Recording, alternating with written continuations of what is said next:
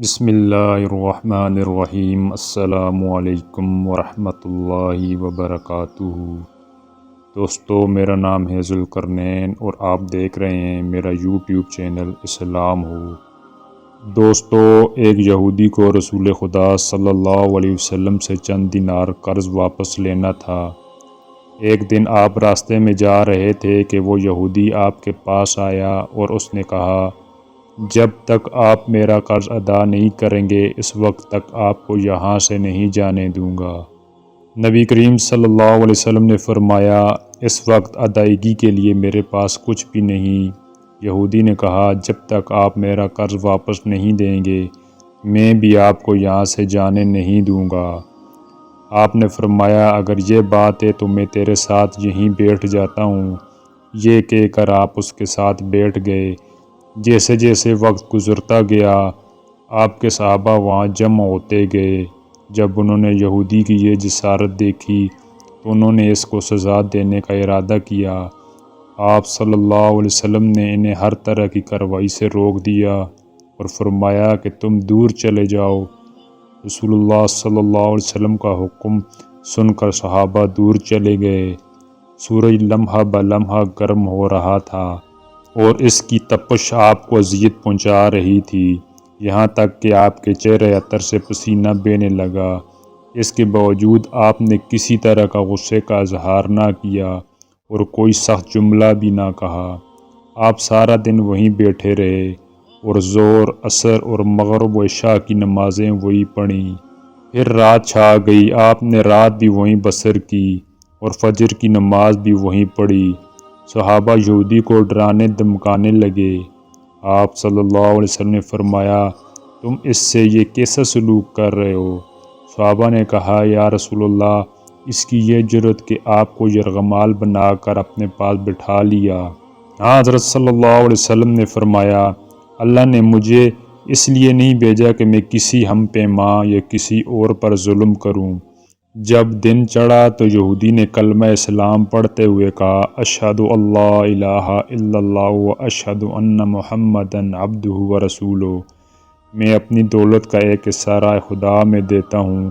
میں نے آپ کو اس لیے نہیں روکا تھا کہ میں آپ کی توہین کروں، اس کے ذریعے سے میں آپ کے پیمانہ صبر کو آزمانا چاہتا تھا، کیونکہ تورات میں نے آپ کی یہ صفت پڑھی ہے، محمد بن عبداللہ مکہ میں پیدا ہوگا اور طیبہ کی طرف ہجرت کرے گا۔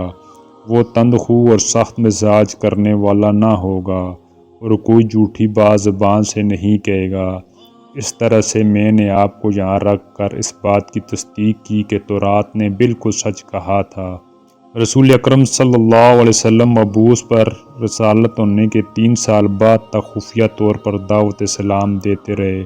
اس کے بعد اللہ تعالیٰ نے آپ کو حکم دیا کہ اب آپ کھل کر اللہ تعالیٰ کا پیغام دعوت پہنچائیں اور لوگوں کو خدا کی طرف دعوت دیں۔ ایام حج شروع ہوئے تو پورے جزیرۃ العرب سے لوگ مکہ کی طرف آنا شروع ہوئے۔ نبی کریم صلی اللہ علیہ وسلم کوہ صفا پر چڑھے اور آپ نے بلند آواز سے فرمایا، لوگوں میں اللہ کا رسول ہوں، تم اللہ رب العالمین پر ایمان لے آؤ۔ لوگ آپ کی طرف متوجہ ہوئے اور انہوں نے تعجب سے یہ اعلان سنا اور سب کی خواہش ہوئی کہ وہ اعلان کرنے والے کو دیکھیں۔ پھر آپ صلی اللہ علیہ وسلم صفا سے اتر کر مروہ آئے اور وہاں پر بھی آپ نے 3 بار یہی اعلان کیا۔ جب ابو جہل نے حضرت صلی اللہ علیہ وسلم کا یہ اعلان سنا تو اسے سخت غصہ آیا۔ اس نے زمین سے ایک پتھر اٹھا کر آپ صلی اللہ علیہ وسلم کی پیشانی مبارک پر مارا، جس سے آپ کی پیشانی زخمی ہو گئی، خون بہنے لگا اور آپ کا پورا چہرہ لہو لہان ہو گیا۔ اس کے بعد تمام مشرکین آپ کو پتھر مارنے لگے۔ نبی اکرم صلی اللہ علیہ وسلم مجبور ہو کر کوہ ابو قبیس پر چڑھ گئے اور ایک چٹان کے پیچھے جا کر چھپ گئے۔ مشرکین نے بھی آپ کا تعاقب کیا لیکن آپ انہیں کہیں دکھائی نہ دیے۔ ناکام و نامراد ہو کر انہیں واپس آنا ہی پڑا۔ اسی اثناء میں ایک شخص نے حضرت علی رضی اللہ تعالیٰ عنہ کو اس واقعے کی اطلاع دی اور کہا کہ میرا خیال یہ ہے کہ محمد صلی اللہ علیہ وسلم مارے جا چکے ہیں، نعوذ باللہ۔ یہ سن کر حضرت علی رضی اللہ تعالیٰ عنہ کو شدید دکھ ہوا اور آپ ام المومنین حضرت خدیجۃ الکبریٰ رضی اللہ تعالی عنہا کے پاس آئے اور ان سے کہا، میں نے سنا ہے کہ مشرکین نے رسول خدا صلی اللہ علیہ وسلم پر سنگ باری کی ہے، اور بعض لوگوں کا یہ گمان ہے کہ نبی اکرم شہید ہو گئے ہیں۔ آپ روٹی پانی اٹھائیں اور میرے ساتھ انہیں تلاش کرنے کے لیے چلیں، ممکن ہے ہمیں ان کا کہیں نشان مل جائے۔ آپ وادی پر نظر رکھیں اور میں پہاڑ کے دامن میں آپ صلی اللہ علیہ وسلم کو تلاش کرتا ہوں۔ آپ روتے ہوئے آگے بڑھے اور آپ کہہ رہے تھے، یا رسول اللہ، ہمیں جواب دیں، آپ کہاں ہیں؟ میری روح آپ پر قربان، آپ کس وادی میں بھوکے پیاسے ہیں؟ آپ نے مجھے اپنے ساتھ کیوں نہ لیا تھا؟ حضرت خدیجہ رو رو کر فریاد کر رہی تھی، کوئی ہے جو نبی مصطفیٰ کی مجھے خبر دے؟ کیا کسی نے انہیں دیکھا ہے جو مجھے ان کے متعلق بتلائے؟ اس وقت جبرائیل علیہ السلام رسول خدا صلی اللہ علیہ وسلم پر نازل ہوئے۔ ان کے پیچھے ملائکہ کی بہت سی صفیں تھیں۔ انہوں نے حضور اکرم صلی اللہ علیہ وسلم سے کہا، خداوند جبار نے ہمیں آپ کے فرمان کی تعمیل کے لیے بھیجا ہے۔ اگر آپ چاہیں تو ہم ان قوم کو تباہ کر دیں اور ان کا نام و نشان دنیا سے مٹا دیں۔ رحمت للعالمین نے فرمایا، میں نبی رحمت بنا کر بھیجا گیا ہوں، میں عذاب و انتقام کا حامی نہیں ہوں۔ پروردگار میری قوم کو معاف کر دے، وہ مجھے جانتے نہیں ہیں۔ جبرائیل علیہ السلام نے حضرت صلی اللہ علیہ وسلم سے کہا، خدیجہ رضی اللہ تعالی عنہا آپ کو تلاش کر رہی ہیں۔ خدیجہ کے رونے نے آسمان کے فرشتوں کو رلا دیا۔ آپ انہیں جواب دیں، خدا کی طرف سے اور ہماری طرف سے انہیں سلام پہنچائیں اور انہیں جنت کی بشارت دیں۔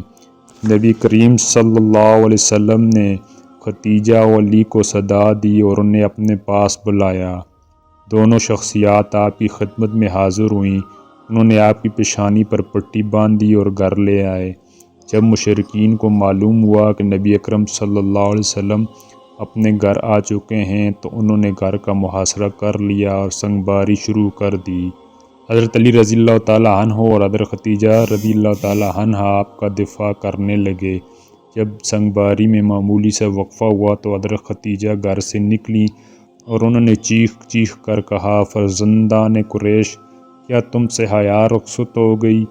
تم اپنے قبیلہ کی معزز اور محترم خاتون کے گھر پر سنگ باری کرنے لگے ہو۔